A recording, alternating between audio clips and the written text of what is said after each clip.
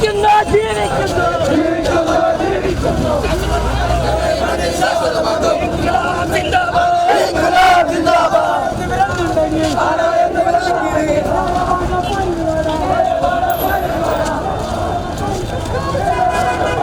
പൈസ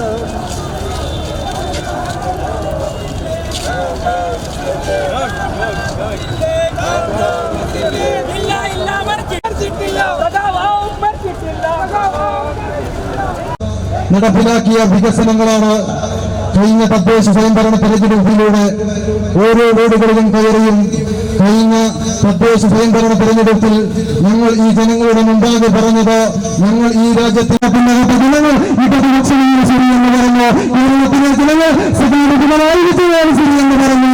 അങ്ങനെയാണ് ഞങ്ങൾ വിജയിച്ചുള്ളത്. നിങ്ങളുടെ പുനർഭീനമില്ലെന്ന് പറയാം. കഴിഞ്ഞ നിയമസഭാ തെരഞ്ഞെടുപ്പിനകത്ത് ഞങ്ങളുടെ ഇടവക്ഷത്തിന്റെ സാരഥിയായി സദാശങ്കരൻ ആശ്രയിച്ചിരിച്ചു, ഉപസ്ഥാനാർത്ഥിയായി പുനർഭീ മത്സരിച്ചു. നിങ്ങൾ പറഞ്ഞു സ്വർഗത്തിന് പോകണോ, ഔദ്യോഗിക വ്യവസായങ്ങൾ കുടിക്കണോ, സ്വർഗത്തിന്റെ ടിക്കറ്റ് വേണോ, മുസ്ലിം ലീഗ് വോട്ട് ചെയ്യാം, CPM വോട്ട് ചെയ്ത് അവിടെ വരുന്നത് BJP.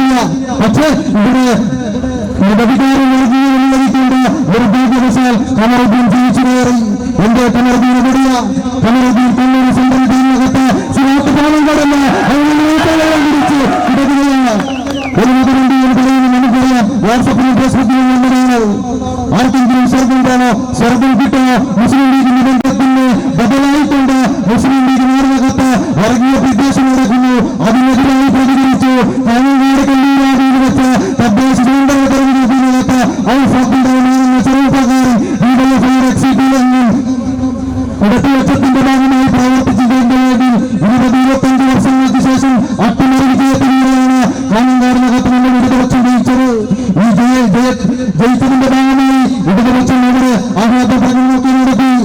തോട്ടത്തിന്റെ അരിശം തീർത്തുകൊണ്ട് മുസ്ലിം ലീഗിന്റെ പ്രാധാനികർ, യൂത്ത് ലീഗിന്റെ മുനിസിപ്പൽ സെക്രട്ടറി അടക്കമുള്ളവർ ആരും തുളസിയിലാണ് സദാബ് അബ്ദുൾ റഹ്മാൻ ഔഫിനെ. നമുക്കറിയാം അതിന്റെ പ്രതിഷേധത്തിന്റെ ഭാഗമായി നമ്മുടെ ജില്ലകത്ത് 12 ബ്ലോക്ക് കേന്ദ്രങ്ങളിൽ യുവജന പരേഡ് സംഘടിപ്പിച്ചിട്ടുണ്ട്. മേഖലാ കേന്ദ്രങ്ങളിൽ പ്രതിഷേധ പരിപാടികൾ സംഘടിപ്പിച്ചിട്ടുണ്ട്. അതിന്റെ ഭാഗമായിട്ടാണ് DYFI മഞ്ചേശ്വരം ബ്ലോക്ക് കമ്മിറ്റി ഈ യുവജന പരേഡ് സംഘടിപ്പിച്ചിട്ടുള്ളത്. ഈ യുവജന മഞ്ചേശ്വരം മുന്നണിയും കൂടിയായ സുധാകരനാണ് അദ്ദേഹം ചേർന്നിട്ടുണ്ട്. അദ്ദേഹത്തെ ഏറെ സ്നേഹത്തോടെ യോഗത്തിലേക്ക് സ്വാഗതം ചെയ്യുന്നു. DYFIയുടെ ജില്ലാ സെക്രട്ടറിക്ക് സുധാകർ സാധിപ്പിച്ചതുകൂടി പങ്കെടുക്കുന്നുണ്ട്. അദ്ദേഹത്തെ യോഗത്തിലേക്ക് ഏറെ സ്നേഹത്തോടെ സ്വാഗതം ചെയ്യുന്നു.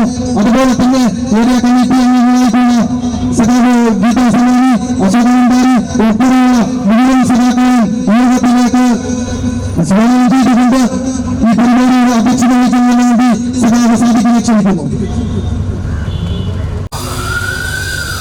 DYFIയുടെ നേതൃത്വത്തിൽ നമ്മുടെ ജില്ലയിലാകെ ഇവിടുത്തെ DYFI വളരെ നല്ല നിലയിലാണ് ഈ യുവജന പരേഡ് സംഘടിപ്പിച്ചത്.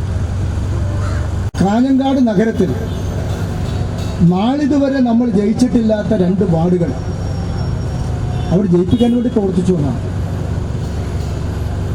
കല്ലൂരാവി, മുറിയനാവി എന്നെല്ലാം പറയുന്ന കാഞ്ഞങ്ങാടിൻ്റെ കടലോര മേഖല മുസ്ലിം ലീഗിൻ്റെ ശക്തി കേന്ദ്രങ്ങളാണ്.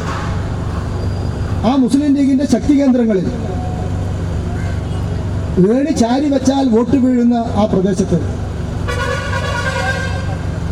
വളരെ ദയനീയമായി ലീഗിൻ്റെ സ്ഥാനാർത്ഥികൾ പരാജയപ്പെട്ടു. ആ പരാജയത്തിന് ഇടതുപക്ഷത്തിൻ്റെ കൂടെ നിന്ന് പ്രവർത്തിച്ച ഏറ്റവും സമർത്ഥനായ സംഘാടകനായിരുന്നു ഔഫ് അബ്ദുൾ റഹ്മാൻ. അദ്ദേഹം DYFIയുടെ ഒരു സാധാരണ മെമ്പർ മാത്രമാണ്. അദ്ദേഹം ഈ കോവിഡ് കാലത്ത് ഗവൺമെന്റ് ആഹ്വാനം ചെയ്ത എല്ലാ ജീവകാരുണ്യ പ്രവർത്തനങ്ങൾക്കും നേതൃത്വം കൊടുത്തു. കേന്ദ്ര ഗവൺമെന്റിന്റെ ജനവിരുദ്ധ നയങ്ങൾക്കെതിരായി സമരം ചെയ്യണമെന്ന് പറഞ്ഞപ്പോൾ ആ സമരത്തിൽ പങ്കെടുത്തു.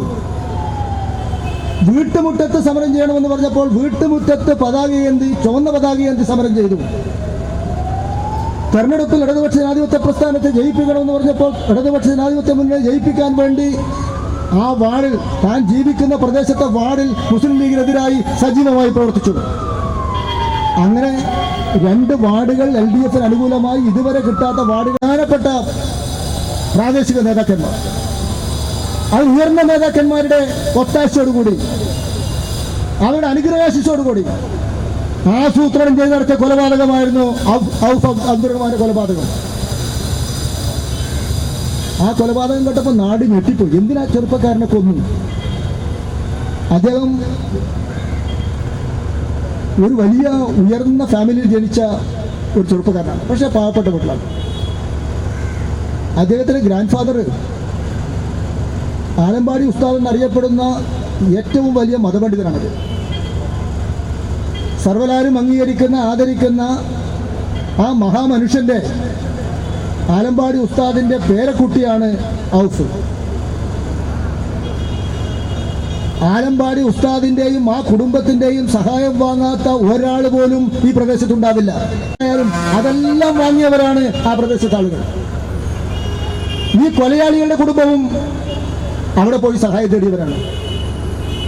എന്നിട്ടാണ് ഈ കശ്മലന്മാർ ഔഫിനെ കൊലപ്പെടുത്തിയത്.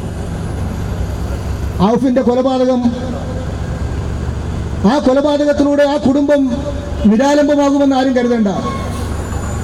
ഒരു കൊലപാതകത്തിലൂടെ ഡിവൈഎഫ്ഐ പ്രസ്ഥാനത്തെയോ ഇടതുപക്ഷ പ്രസ്ഥാനത്തെയോ ആ പ്രദേശത്തോ ഈ ജില്ലയിലോ ഈ സംസ്ഥാനത്തോ ദുർബലപ്പെടുത്താമെന്നും ആരും കരുതണ്ട.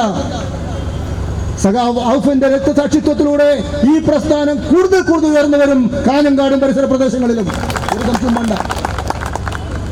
ഒരാളെ കൊന്നിട്ട് പാർട്ടി തീരുമെന്ന് പണ്ടേ ഞാൻ തീരുണ്ട്. 2 സഖാക്കളെ കൊലപ്പെടുത്തി, ഹക്ക് മുഹമ്മദും മിഥിലാലും. ആ 2 ചെറുപ്പക്കാർ അത് കോൺഗ്രസ്സുകാരാണ് കൊന്നത്. തിരുവനന്തപുരത്തെ വെഞ്ഞാറമൂട്ടിലെ കോൺഗ്രസിന്റെ ശക്തി കേന്ദ്രത്തിൽ അവർ ഡിവൈഎഫ്ഐയിൽ ചേർന്നു, പുരോഗമന പ്രസ്ഥാനത്തിൽ ചേർന്നു, ആളുകൾ മുഴുവൻ അവരുടെ കൂടെ ചേർന്നു. ആ പ്രദേശത്താകെ ഇടതുപക്ഷവും ഡിവൈഎഫ്ഐയും തഴച്ചു വളർന്നു. അപ്പോൾ അവരെ കൊല്ലണം ആലോചിച്ചു. ഒരു ദിവസം രാത്രി ആ 2 ചെറുപ്പക്കാർ ഒരു സ്ഥലത്ത് പോയി തിരിച്ചു വരുമ്പോൾ പതിയിരുന്ന് ആക്രമിച്ച് കൊലപ്പെടുത്തി. 2 പേരാണ് കൊന്നത്. തൃശ്ശൂരിൽ കൊലപ്പെടുത്തി, അതുപോലെ തന്നെ പല ജില്ലകളിലും 6 പേരെ കൊലപ്പെടുത്തി. ശരിയാളെ കൊന്ന ആളുകളുടെ പേര് പോലും നമുക്കറിയാം. എന്തറിയോ? ഈ വാർത്താ മാധ്യമങ്ങൾ, വലതുപക്ഷ മാധ്യമങ്ങളും ഈ കൊലപാതകങ്ങളൊന്നും കൊണ്ടാടിയിട്ടില്ല. പെരിയയിലെ ഒരു കൊലപാതകം, പെരിയയിൽ നടന്ന കൊലപാതകം നടന്നപ്പോൾ ആ കൊലപാതകത്തിൽ CPMന്റെ ആർക്കെങ്കിലും പങ്കുണ്ടെങ്കിൽ അവരെ പാർട്ടിയിൽ നിന്ന് നടപടിയെടുത്ത് പുറത്താക്കുമെന്ന് അന്ന് പറഞ്ഞു.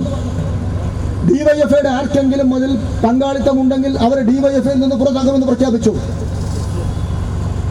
ആ പെരിയയിൽ 2 ചെറുപ്പക്കാർ കൊല്ലപ്പെട്ടത് യൂത്ത് കോൺഗ്രസിന്റെ പ്രവർത്തകന്മാരാണ്. പെരിയയിലെ കയ്യോട്ട് എന്ന് പറയുന്നത് കോൺഗ്രസിന്റെ ഒരു ശക്തി കേന്ദ്രമാണ്. അവിടെ ആ 2 കുട്ടികൾ ചെറുപ്പക്കാർ ഏത് സാഹചര്യത്തിലും അവർ കൊല്ലപ്പെടാൻ പാടില്ല എന്നാണ് ഞങ്ങളുടെ അഭിപ്രായം.